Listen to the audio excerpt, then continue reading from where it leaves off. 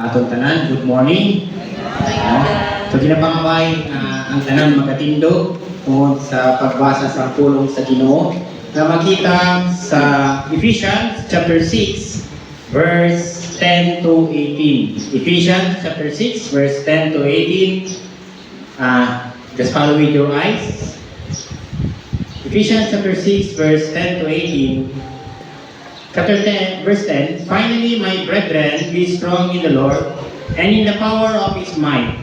Put on the whole armor of God, that ye may be able to stand against the wiles of the devil. Verse 12, For we wrestle not against flesh and blood, but against principalities, against power, against the ruler of the darkness of this world, against spiritual wickedness in the high places.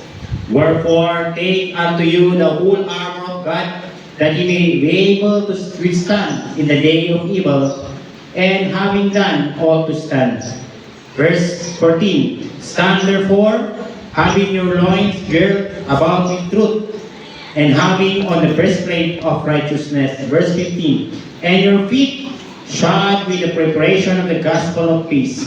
Above all, taking the shield of faith, wherewith ye shall be able to quench all the fiery darts of the wicked.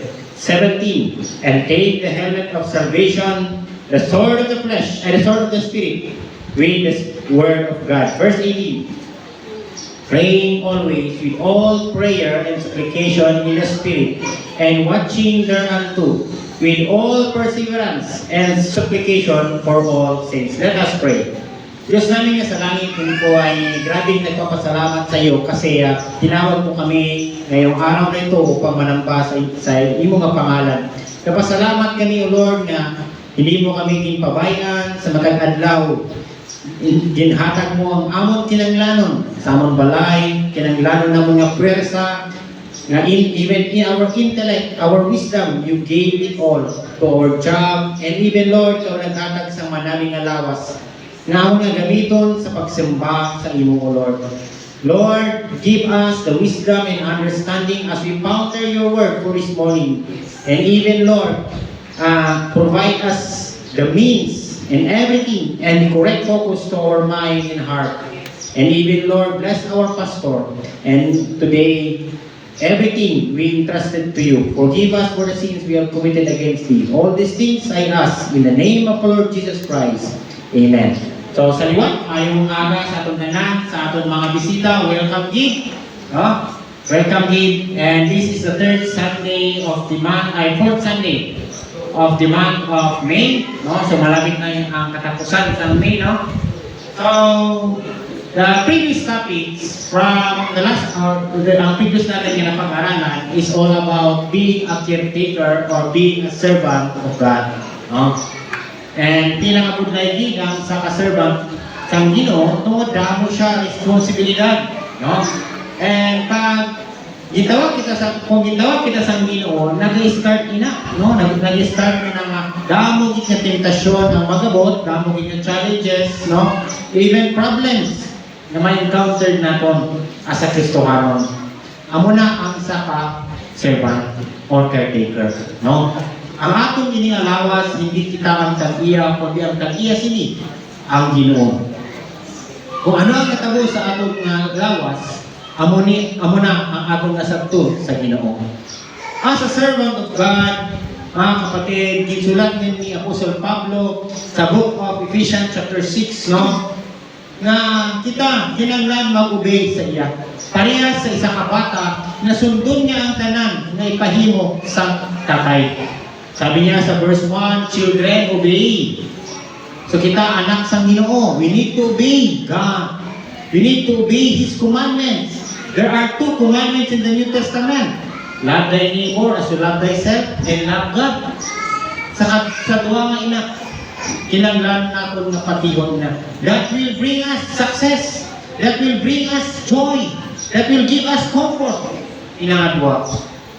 And makita natin sa book of Ephesians chapter 6, hindi lang niya makita, kundi makita natin sa verse 10 to 18, it's all about the preparation of the battle that would come to our life. damo nga ginatawag naton nga klase-klase nga battle in our lives. The title of my message for this morning is The Fight is On. Harap ang kalaban. In Exodus chapter 20 verse 20, the Lord will fight for you. This fight is not for us, but it's of God. If we have a sickness, it's of God. If we have problem, it is of God. Ano ang ba niya? Take my yoke. Let us put everything to God. For kumbaga, for the burden is light. Sabi niya. Kung iisip mo, iisip mo aray nakapokus lang sa problema, bugat-bugat na. Kung gintugyan mo ang tanan sa Diyos, pag mag-add na. Tungod diri. Tungod ang kalaban or the fight is on. The Christian life is a war zone. The moment a person receives Christ, he enters a spiritual conflict between the kingdom of God and the kingdom of darkness. Ang tanan nga pagsulay, pamaagi sa kalaban. Paano natin nakaya nga atakyon nga pagsulay, mga temptation? Kung wala kita sa Ginoo, wala ang presensya sa Diyos. Kung may presensya ng Diyos, makaya ko na. I can do all things which Christ which strengthened me. Philippians chapter 3 verse 13. God will give us the power. Paul wrote Ephesians while in prison, chained to Roman soldier, mga kapatid. Ara siya nakita niyo? Ara siya sa prisuhan ini nga panahon. He observed the armor of a soldier. The Spirit revealed spiritual truths about the believer's warfare. Na ini nga battle ini, no? Ara ang mga sinyalis. Ang sinyalis na ginapakita sa Holy Spirit sa aton. Mabalaan mo ang buwas. Mabalaan mo kung ano ang imuon mo. Tungod of the power of the Holy Spirit na sininas. The Holy Spirit gives us warning, mga kapatid. Warning na. Parehas sila kung sinangan inom ka sang inim nun, di ba? Balaan mo man ang consequence na nag-inom kagid yapon, nag-inom kita. No? Balaan mo man, dinwarningan na kita. Diba? May warning na. Diba? Everything has a warning from the Holy Spirit. Because that is a battle to be faced on pag-abot sa panahon. No? The phrase, the fight is on, remind us, Satan is resisting the church. Satan is kumbaga ara si Satan sa simbahan. Whom he devour. Dinahampan niya, he is a roaring lion whom he devour. Ibig sabihin na kung sino niya nga kagpon, na weak, is looking to the Christians that are weak inside the church. The flesh fights against the spirit, even ining atong lawas. Diba? Ay nga lawas ang atong nadako nga kalaban sa pag-worship sa Panginoon. Tama po ba? The greatest enemy is not your friend, but it's ourselves. The words pressure believers to compromise. Ang kalimutan. Hindi ka na magsimba, mayroon naman online. Hindi ka na kato sa simbahan, mayroon na online na worship. Hindi ka na offering, mayroon na Gcash offering. May Facebook Bible Baptist Church. May mga simbahan na sa Facebook, sa YouTube, para na. Social media enters the church already. How come the believers, they were being devoured by lions? But God has equipped His people for the victory, mga kapatid. No?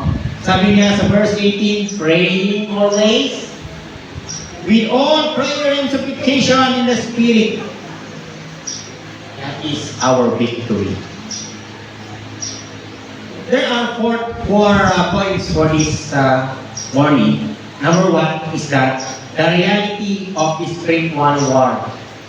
In Ephesians chapter 6 verse 12, sabi niya, for we wrestle not against flesh and blood, but against these principalities and power of this world. Against what? Whom we are fighting for is the power of Satan. Against the ruler of darkness of the world, against spiritual wickedness, against sorcery, tanan, na pamaagis din sa tanan. Amo na ang atong kalaban. No? The Greek word for wrestle, meaning palio, meaning hand-to-hand combat. Ini nga wrestle, nga daw wrestling na hand-to-hand ini. Face-to-face ini, na combat, individual ini. And it is a close struggle. Close struggle ini. And it is a personal conflict. Personal ini. Why kasama kita diri nga sa pulong sa Biblia, nga group, it is always individual. The battle of our mother is not our battle. It is individual. Mga kapatid. Ang battle ni Pastor, lain man sa iya, lain man sa aton. Lain man sa mga dikon, lain. Lain sa mga membro. Lain-lain ini nga battle, mga kapatid. This is not a distance battle. Satan attacks closely. Satan attacks closely. Ga-atake si Satan. May arang nga ginasiling diri nga mind. Satan attacks our mind. Satan attacks our emotions. Families, marriages, and faith. Grabe si Satan, tanan nga area of our life, he attacks. He wants that Christian would be weak. He wants that Christian would backslide. Backslide ang mga Kristohanon. And ito yung pinakamatindi. Satan wants his children to renounce their faith. Ano matindi? Remember that we are now in the last times. Ini ara ng pagtatak sa 666 pasi isa kita para lang makuha mga resources kay iba magpatatak ka, diba? Walang budlay, no? The devil studies wickedness and attacks strategically. Ma-strategiya. Sa nagkatuan namon nga birthday or gibo, nagambal ang MC. Ano daw ang hindi mabiling bagay nga siling birthday celebrant kana nagambal anang issue, bulletin, notebook, pero ang hindi niya mabiling daw hindi nag-birthday na dikatuan namon cellphone. Grabe dito. Katanan nga katanan niya hindi niya mabiling sa makalakas. Tinanggal niya ang cellphone. Tuon man, kita ibig sabihin hindi ka na malakas, tinanggal na ang cellphone. Amen? Alam na diri mo? That is a strategy of Satan. Okay. Paul preaching or teaching, Paul reveals 4 levels of demonic opposition. Okay. Meron nga principalities, powers, rule of darkness, and spiritual wickedness. This shows organized spiritual warfare tungod sini na gustong gubaon ni Satan ang aton na worship life. Our form of worship. Makasilip kita, ano ba ng worship ko man? Ang kalain. Hindi ako na-entertain. Satan attacks worship.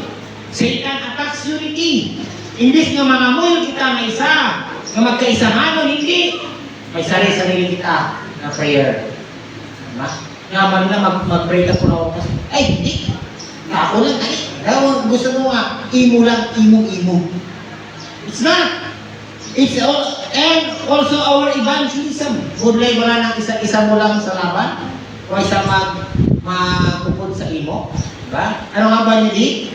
Go and preach my word to all the nation. Diba?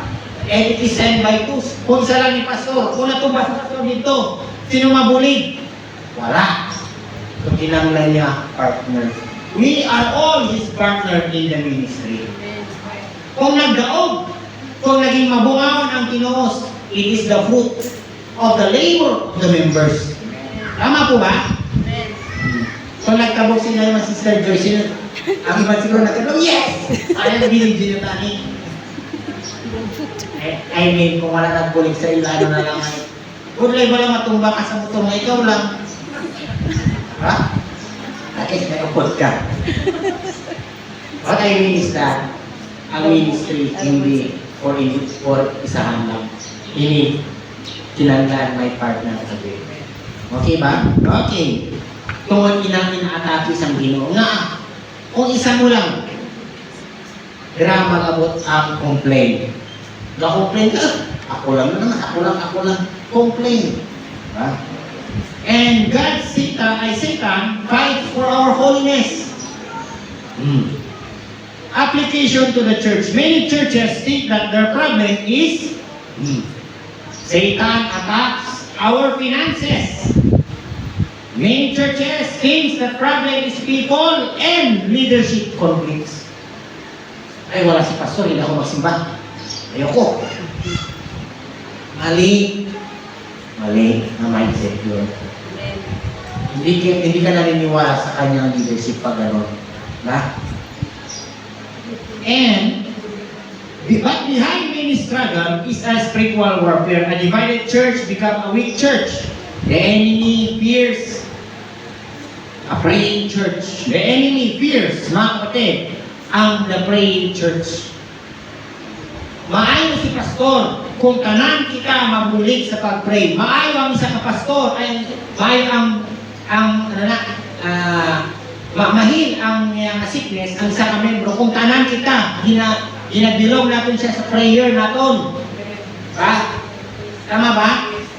Pero kung isa lang ang nag-pray, hindi pa kaya. Pero kung nakita ng isang Ginoo nga, tanan natin mo nag-pray ba? Mapaayon ko yun. Pray kaya yung ilonggo ko?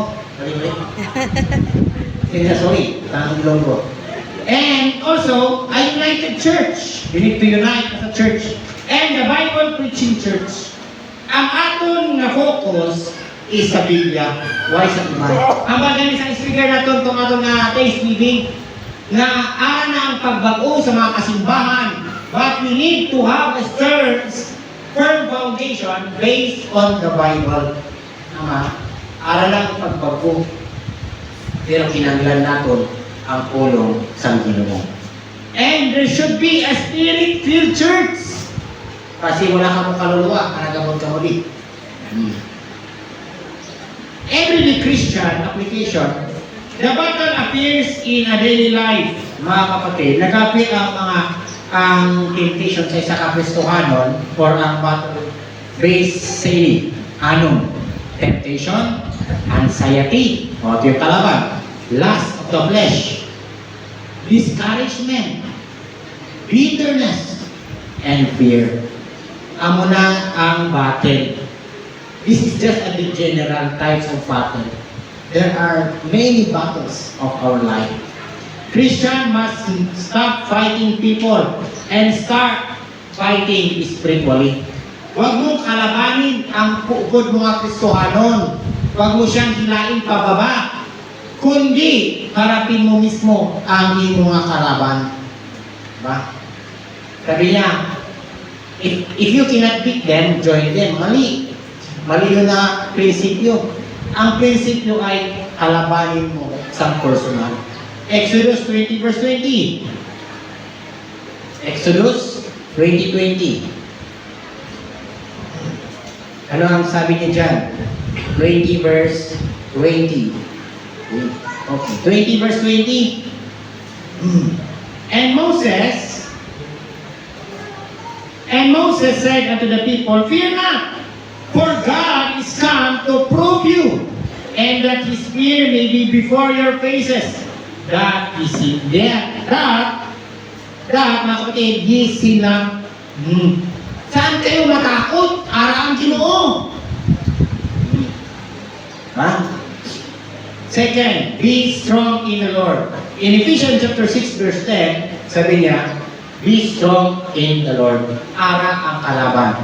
Pero dapat kita maging strong sa Ginoo. The word strong is in dynamo in Greek, meaning to be empowered by God. To receive strength from another source. Okay, be strong. Paul says not to say, be strong in yourself, no. He's not talking also, be strong emotionally, no. But be strong in Christ. Kung ara kita kay Kristo, maging makusgan kita. Makusgan kita sa tanan nga aspeto. Hindi lang sa sarili mo, hindi lang sa imong emotion or intellect, kundi full of your body. Amo na siya. Hindi lang sa, magaling ka dito, magaling. Hindi. Kundi, kung balaan natin ang source of our strength is only Christ, then everything will follow. Tama po ba? Spiritually matured ka, emotionally matured ka, intellectually matured ka. Kung isa lang, wala Spiritual strength comes through prayer, worship, scripture, communion with God, and dependence of the Holy Spirit. Ano nga ba niya? Matthew chapter 4 verse 4. Man shall not live by bread alone, but every word that proceeded out of the mouth of God. Amo na ang aton na puso. Kung ginapakaon naton ang iningalawas sa mananing nga lipson, fried chicken, karon sa ano mo, may lipson daw ito Buwa daw, ang na. Kaya makato ako dito. Pero kung ginapakaon naton ang aton nga sarili, sa pulong sa Ginoo, anan na tentasyon, kaya naton na sumaron. Man, ang lalaki hindi mag-ibig kung arang problema. Ang babae mag-ibig kung may problema. Baliktad, no? Pero ang lalaki, sa loob nag-ibig. Ang babae sa gawas. What I mean is that, how could you attack a problem? It depends on you. By this prayer, worship, scripture, communion with God, dependence of God. Sino ba ang hindi nasasaktan, di ba? Kung ang babae nasasaktan, lalaki nasasaktan, Japon. Kasi kung nakita niyo, nag-ibig ang asawa niya. Alam mo, mahibig ka, Japon. Kaglawan mo ito lang. Hindi. I mean, mayara kita sarili na interpretasyon. Ay sarili na pag-atake sa mga problema. Okay? Next, application to the church. Church without prayer becomes program-centered, become entertainment-driven, and spiritual powerless. Kung wala prayer, ang church na maging powerless. Hindi na ini ang sugas ang sentrala, kundi ini ang problema sa sentrala. Kung wala prayer diri. Kung naging weak ang ato ang Wednesday prayer meeting, isa lang ang ga-pray. Anong matabo? Tanan nga membro siguro diri, rebeldi. Kinanglan natin, we need to have what we call prayer. Prayer is important. Every church survived persecution because they were empowered by the Holy Spirit. Okay, number 3. Napit na tao. Put on the whole armor of God. Against this spiritual warfare, we need to put on the whole armor of God. Ephesians 6:11. Sabi niya, put on the whole armor of God. Armor meaning complete. Complete. Kompleto ka rin. Kung masabak ka sa isa gera, dapat complete battle. Hindi lang baril ang hawak mo. Kundi may helmet ka, full pack. Ang isa ka sundalo, kung mag-jogging sila, may aras sila mag-inakwat na 20 kilos na rucksack ang tawag sito. Para masanay ang lawas na magkarga sa mga butat. Pareha sa iskohanon. Kung hindi kita nasanay na magbasa sa Biblia, mga muyo, pagkakito sa Sunday, anong matabo sa imo? Pag-ara ang batay. Ikaw ako na mapatay. Pero nagsiling ang kalamuya. Ang kalamuya is tried, no? Ang isang kalamuya, ma-apply ako sa army. Pero parehas na lang ang ngipin nila sa ngipin ko. Naubos. Naubos, Sabi niya, Sir, ma-apply ako army. Ayaw akong application. Konkreto. Ang physical fitness, test, running niya, kilometers, 6 minutes. Ang push-up niya, 80. Sit-up niya, 100. Oh, perfect. Nang araw na ang itong pinaka-head, nakita niya. Ngiti. Ngumiti siya. Nga, wala ka naman ngipin. Sabi sa alam mo yan. Nga, sa gira. Kagtanay mo na. Hindi ba ba na? Okay, yun isa. Kinanglan nato, ipraparat ang aton sarili. Kung may kulang-kulang ikaw, kaya sa akon, namikon, don't worry, next week na ipon ako. Ang amar ko sa inyo, kung may kulang-kulang kita, magkabigyan akong kita. Biskan kusog ang lawas mo. Pero may kulang sa imo nga inner self, wala, pinibigyan akong kita. Kaya sa ako na magkakitikin, nagkalay ang panadali. Okay. We need to full equip or a heavenly armored soldier. God never intended believers to fight partially equipped. Hindi na gusto nga makisama kita sa gera, may kulang. Kita. Hindi man basta-basta siguro nga naglakad si pastor sa tinuos na hindi siya equipped, di ba?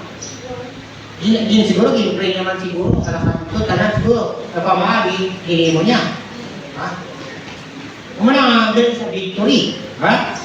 The armor explained, the belt of truth, the belt meaning truth. No? It is reality. No? Truth stabilize a believer. Okay. Church must preach the truth, not to compromise. Believers must live honestly and biblically. Mga kapatid, kung aray nga belt sa aton, iyampal natin ang tuod. Ang kamatuuran lang. Yes, we have our stand. Yes. Makaselect ka, may stand man ko. Pero kinanglan natin, you set aside that stand and you need to stand for the truth. Kung hindi mo balaan, you need to search. Ang pagpapastor hindi basta-basta. Yung mga sila 6 months, pastor ka na hindi. Tama po pastor na? Good like it. Kasi maging ang imo ang inambal. Biskan gani sa doktor, alam na mag-doktor ka, ang naman mo, magpa-opera ako, ba? Lakat ka sa, nag-wonder lang sa doktor, pag-doktor, di ba? Gusto mo yung dugay ng doktor, ba? Na? Experience. Parehas yapon rin. Na magsikan opinion ka, huwag ka sabi sa'yo na, doon sa experience. Parehas rin mga kapatid, no? Believers must live honestly and biblically. Number 2 mga kapatid, is the breastplate of righteousness. It is, mga kapatid, na makita natin ang righteousness meaning uprightness, right? Standing before God, no? And it is having the practical holy living. Ang kabuhin natin, ang ginichit. Hindi man basta-basta ikaw may mga example kung wala ka sa mananin na testimony. Okay. Church must pursue holiness. Avoid compromise in your private life. Number 3, mga kapatid, is the show of the gospel of peace. Gospel meaning evangelion. Good news. Believers are called to move forward, spreading Christ. A church that stops evangelizing becomes stagnant. Kung isa ka believer, hindi nagasiling, na kumbaga, tawagon ka ba lang mag-pray, ay hindi, pass! Sipan lang na yan. You become stagnant. Remember, kasi ikaw ang itawag na mag-pray, sa kaon, gusto ko kaon, mag-pray ako naman. Ako una. I mean, what I mean is that you are to set a mood. Itawag ka kung dabalaan lamang, namin ka mga pulis sa pagkaon, mabusugin ka magkaon. Muna siya. Hindi siya hindi magsakit ang tiyan nila. Okay. Next is that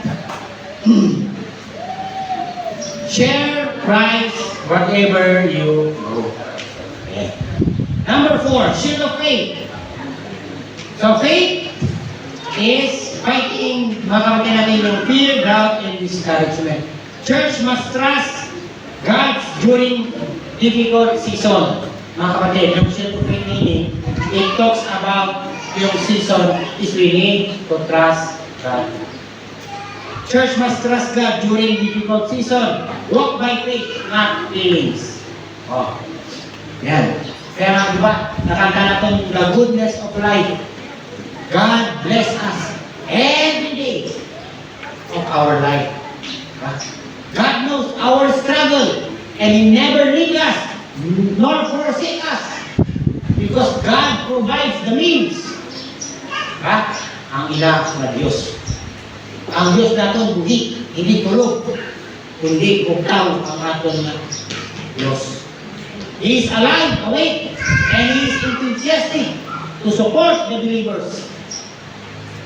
Number 5, helmet. No? Salvation gives assurance and confidence. Check our salvation, mga kapatid. And last, makita natin is our sword. No? It is for our defensive, offensive, and makita natin na for our power. No? Christian who neglects Scripture becomes spiritual defenselessness. Kinanglan natin ini ng aton na sword or ng binangon ang pulong sa Ginoo. Number 4, the power of prayer in battle. In Ephesians chapter 6 verse 18, praying always with all prayer. Prayer meaning to communicate or to have devotion toward God. Prayer is not a ritual. It is also a spiritual warfare. Amal ko gani nga itong paglakad ko dito sa hospital, dito kay Pastor tong first day na dito. Hindi gid wala gid sa drama ng akong na prayer. Wala. Zero. Oh? Because God ay Satan, siguro dito nga panahon, ang power of Satan within that room. Hindi ang gusto mo, ipag-pray ang isa katao, di ba? Kung may sakit, di ba? Kung mag-pray ka sa isa katao, kung may sakit, budlayan gani ang custom na mag-pray. Membro pa? Diba? Ha? Even sa graduation, kung tawag ka nga mag-pray, na sa Christian, manggita ka pa rin sa ginatawag natin na kudiko. Diba? Because Satan do not want a believer to pray. Muna siya. Prayer is not a ritual, but it is a spiritual warfare sa atong pamangkot diri. Kapila ka mo mag-pray sa kadlaw. Ako, gapray ako, ikumakat ako sa Marvel, sa ulong-ulong, sigurado kung ako mag-pray. Huhuliin ako ng SPG. Huhuliin ako ng LPO. Kaya, gagawin ko mag-pray ako. Dadalhin ko ang Biblia ko. Kung arangin, makalusot kita.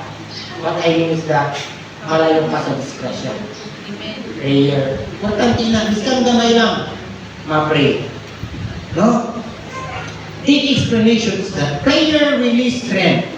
Prayer brings discernment and defeats temptation and also invites God's intervention. Many battles are lost because believers stop praying. Ano natabo? Sa time ni Moses. Imbis niya, sabay siya maitaas ang kamot niya.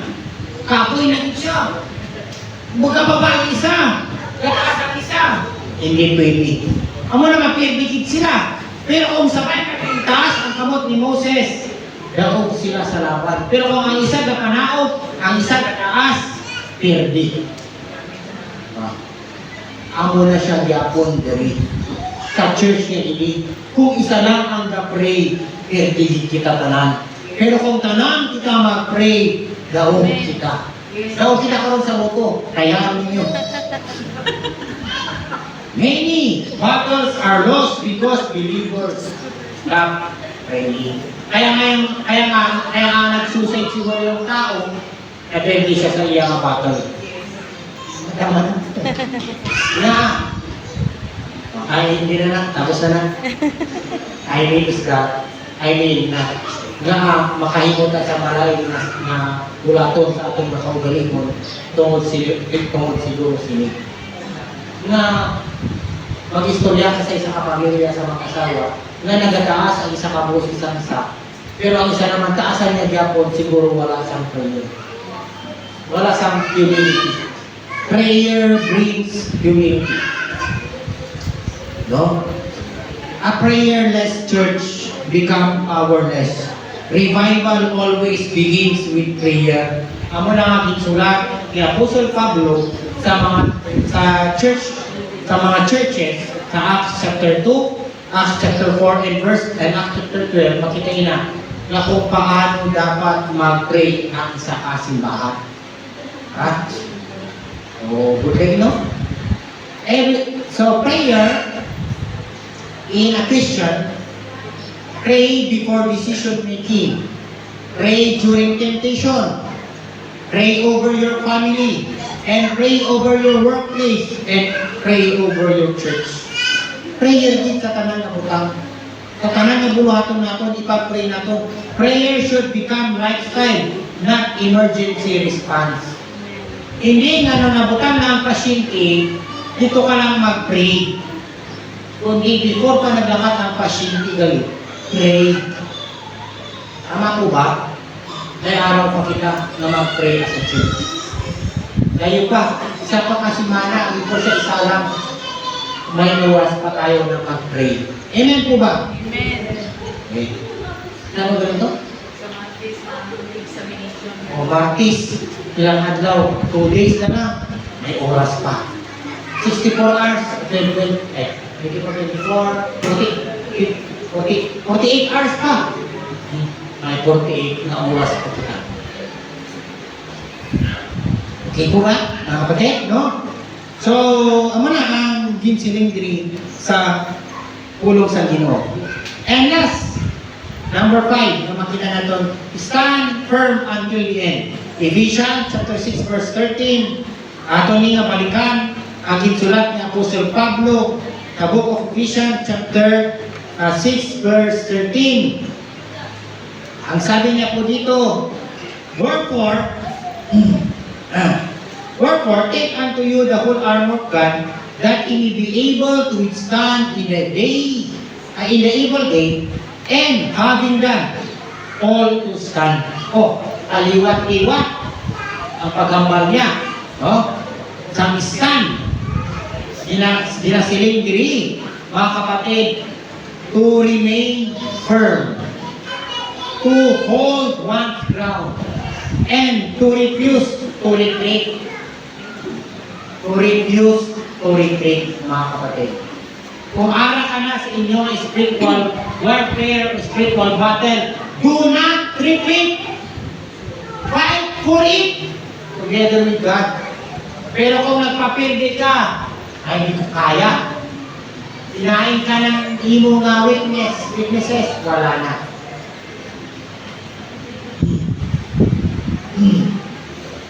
Do not retreat. Paul emphasize diri, mga kapatid, endurance. Believers must call to stand firm against everything that comes to him, from false doctrine, compromise, moral corruption, and even spiritual laziness. Hindi ka lang mag-pray kung para ka na dito. Pray before ka maglakad. So final, mga kapatid, we are more than conquerors. Romans, to close this message for this morning, may I invite you to open your Bible in the book of Romans, chapter 8, verse 37. Kung araw tanan sa imo ini, mga kapatid, Romans 8, 37, ang sabi niya po dito, nay, in all things we are more than conquerors through Him that loved us. If we are here, mga kapatid, nabalaan mo kung ano dapat simuon mo, kung ano dapat ang estratehiya mo against that spiritual battle, then you are all conquerors. We can conquer the sickness of ninanggiya, tanandari, na may arang sakit, tanandari na may arang ginabatyag, Kung mag-isahan lang ka, we can fight this battle. Tama po ba? Ang akon ay accept. Ang akon na malakian, accept ko na. Or from at the age of 16 years old until today, I'm now 33, accept ko na. Nakita ko na, nagtagpo na ako sa mga doktor sa buko. I accept. Siguro ini ang pag-accept ko, ako na nga I win my battle. Sa inyo wala na battle. How could you win your own battle? Kung may kamasalit sa Ginoo, hindi na ma-accept ang inyong sakit. Kung hindi nyo ma-accept ang inyong sakit, hindi nyo na magulong ang inyong sakit. Tama ba? Tama ba? Amo na siya ang Ginoo. Amo na, duwi. Ang pulong niya. Sabi niya, in all name, sabi niya, name, we are all conquerors. If we conquer our life, then everything will follow, mga kapatid. Then Satan is defeated, death is defeated, mga kapatid. The battle is real, but the outcome is already settled. Balaan na kang Ginoo kung ano makabubukas, aralang sa imo. Amen. Arat sa imo na. Kung gintugyan mo ang imo kabuhi sa Ginoo para matapos niya nga battle. Ano ang ambal niya po Sir Pablo? I press toward the high calling of Christ. I keep the faith. I finished the race. Amo na siya. Kung aragit na sa hapon. Okay. In closing scripture, mga kapatid, 2 Timothy chapter 4, verse 7, muna na, ibasa ko nga, I have fought a good fight, I have finished my course, I have kept the faith. May I read this song na kinakanta sa mga Kristohano kung ara sila sa mga battle, sa mga battles. The title is, The Fight is On by Mrs. C.H. Morris. The verse 1 is that, the fight is on, the trumpet sound is ringing out, the cry to arms is heard afar and near. The Lord of hosts is marching on to victory. The triumph of Christ will soon appear. The fight is on, O Christian soldier, face to face, in stern array, with armor gleaming and colors streaming, the right and wrong engage today. Be strong in His might, hold fast. If God before us, His banner for us, will sing the victor song at last. Verse 2.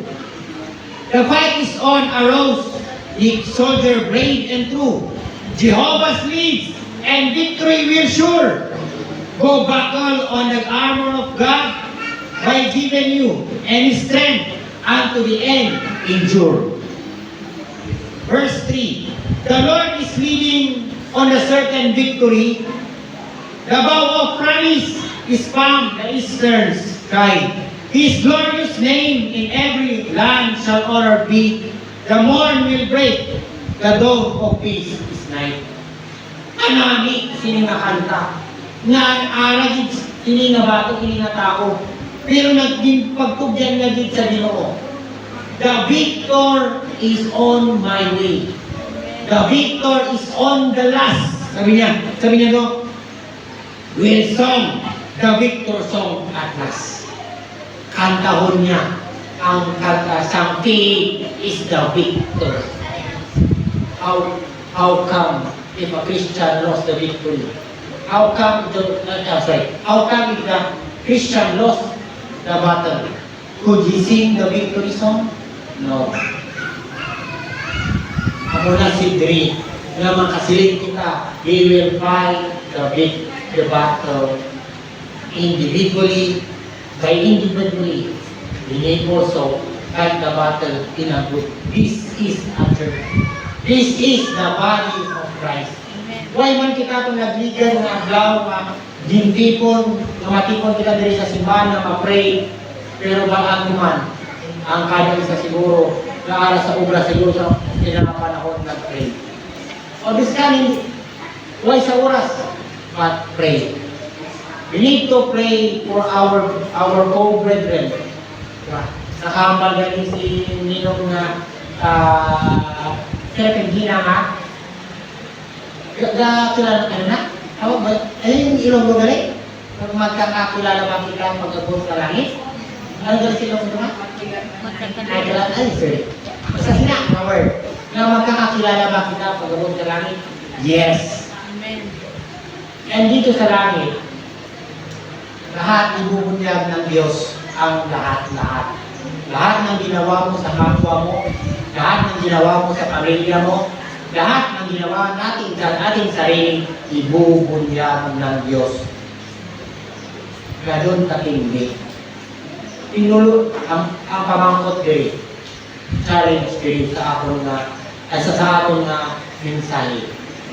Did you help your co-believers in fighting spiritual battle? Did we help?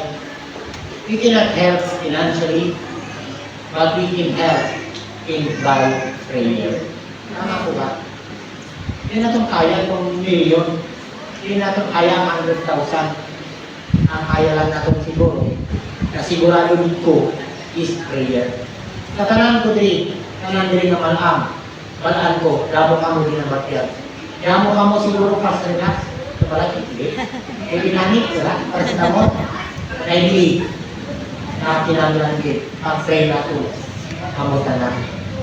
Anang tanan kita. I invite you this coming Wednesday to pray. No? Tuling up loud. Kapit sa Wednesday, kung makomplete yung kita, kasi wala man sila pastor and family, we need to pray.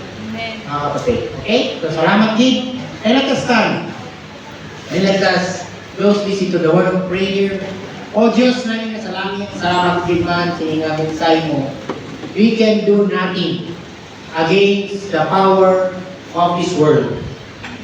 But if we try to surrender our life to you, we try to commit our life to you, and we try to surrender all the burdens in our life, Lord, we know that we will win the battle. Yes. We know that you are there looking for us. We know that ara kagid, hindi mo kagid ginpabayaan, ginakwat mo kami Yes. sa tanan namon nga problema, sa tanan namon nga ginaagyan, sa tanan namon nga part sini nga kinabuhi, O Lord. We know nga ara kagid, you are directing us. We could cry to you, Lord, because you are our Father. You are the owner of our life. Teach us to fight. Help us to fight our spiritual battle, our physical battle in our life, O Lord. That we should be victorious, O Lord. Salamat, Gidman, sa mga Kristohanon nagapang-pray sa upod na Kristohanon. And even sa mga bago pa Kristohanon, Lord, teach them that they should have a prayer life. Teach them to have a time to pray. And also, O Lord, allow nga maipag-pray namon ang among kaaway, among nga loved ones, among families, and even tanan na may mga sakit na kinanglan ipag-pray, kawin ang magbulig sa amon. Use our mouth, use our heart, and use our mind, and even our life na ikaw magtudlo sa amon how to pray. The battle is on, the fight is on to every Christian. But still, you are in control ako. Kung nakaya sa pamilya Ilyaga, ay hinungdundon, Lord. Kung nakaya niyang sakit na nalampasan, tungod diabot sa kaayo mo, Lord, we pray na ikaw diabot ang magbuli sa among pastor and even sa mga membro din nga may sakit, buligan mo man din sila. Buligan mo kami, O Lord. We cannot support them financially, but we can support them by our prayer through the leading of the Holy Spirit. Lord, teach us. We teach us to humble ourselves. Teach us to surrender ourselves to you, O Lord. And salamat din man, O Lord, siningamin sa I was being touched of this message. Habang nga ini, ginahimo ko, tungod nga nabalan ko nga ako ang first na may kusini, and even my family. But Lord, salamat gid siningamin sa nga nag-given ay, na-remind gid. Yung tani ang mga membro, ma-remind man gid siningamin sa Lord, salamat sa tanan. Tinatugyan ko ang kabuhi sa mga membro sa sentralan sa imo. Sa imo lang sila. Sa imo nga kamot, bahala agad sa ilang kinabuhi.